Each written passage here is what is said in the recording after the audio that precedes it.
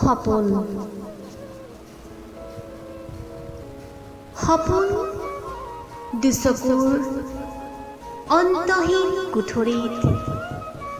উজলি উঠা এক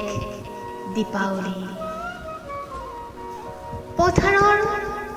পানীৰ জুৱলিত জিলিকা জোনৰ তিৰবিৰ চমক হিয়াৰ সুন্দৰতাই গঢ় দিয়া এক শাশ্বত হেঁপাহ জিৰকৈ বৈ পৰা দুচকুৰ যেন এক মায়া বিজুৰি সাগৰৰ